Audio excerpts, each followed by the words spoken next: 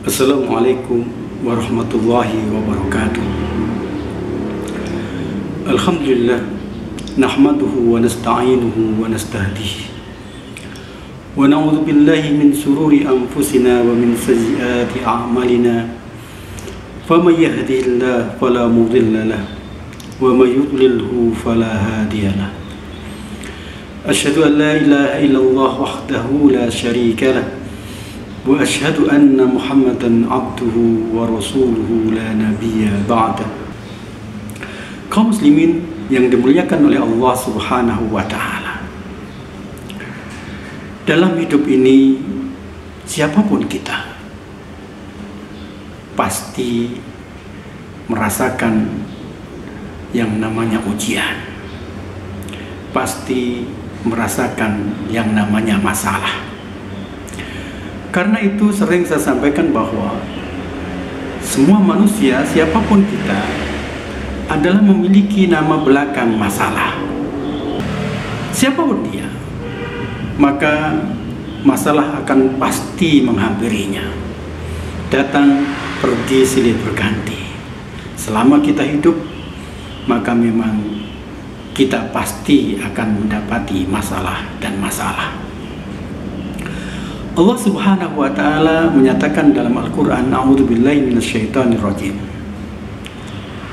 wa lanabluwannakum bisyai'in minal khawfi wal ju'. Dalam ayat ini Allah menggunakan dua huruf penegasan, yaitu harfut taukid, menggunakan lam taukid dan menggunakan nun taukid. Dipastikan, ditegaskan bahwa Allah akan menguji kita. Siapapun kita, Allah pasti akan menguji kita. Menguji dengan apa? Di situ jelas dinyatakan minal khauf. Allah kemudian mendetilkan deretan ujian-ujian tersebut. Namun uniknya Allah Subhanahu wa ta'ala menempatkan kata khauf di urutan yang pertama, atau rasa takut di urutan pertama. Sebagaimana kita ketahui bahwa jika Allah mengurutkan sesuatu pada urutan pertama, maka selalunya sesuatu tersebut mendapat porsi yang lebih besar atau lebih banyak. Contohnya adalah as-sariqu was-sariqatu, pencuri laki-laki dan pencuri perempuan, karena biasanya yang banyak mencuri adalah laki-laki. Namun ketika berbicara tentang zina, Allah Subhanahu wa ta'ala menyatakan az-zaniyatu waz-zani, penzina perempuan dan penzina laki-laki. Ini menunjukkan bahwa dalam dunia ini lebih banyak penzina perempuan daripada penzina laki-laki. Maka di ayat tentang ujian ini Allah Subhanahu wa ta'ala menempatkan rasa takut di urusan pertama. Karena sesungguhnya jika kita mau objektif, ketakutan itulah sesungguhnya yang mendominasi ujian manusia. Atau dengan kata lain, bisa kita ilustrasikan bahwa seringkali ketika kita memandang ujian, seringkali ketika kita memandang masalah, seperti ketika kita melihat satu benda yang terpantul oleh sebuah cahaya, di mana kita lebih sering melihat, atau orang yang merasa takut ini seperti melihat bayangannya dan bukan melihat objek real yang ada di depannya.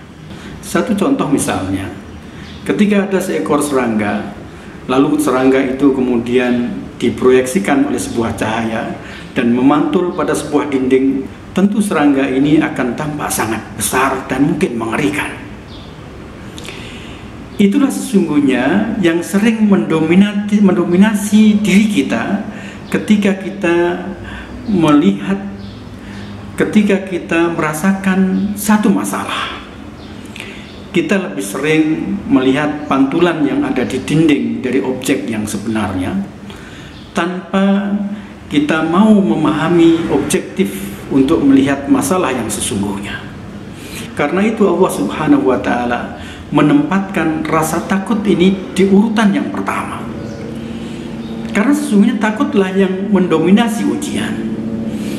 Maka jangan-jangan sesungguhnya ujian itu bukan apa-apa, tapi karena ketakutan kita, kekhawatiran kita, maka ujian itu kemudian tampak begitu besar dan kemudian semakin menakutkan bagi kita, dan kita semakin merasa bahwa betapa hidup ini sangat berat untuk menghadapi ujian tersebut.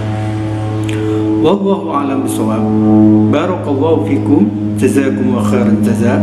Assalamualaikum warahmatullahi wabarakatuh.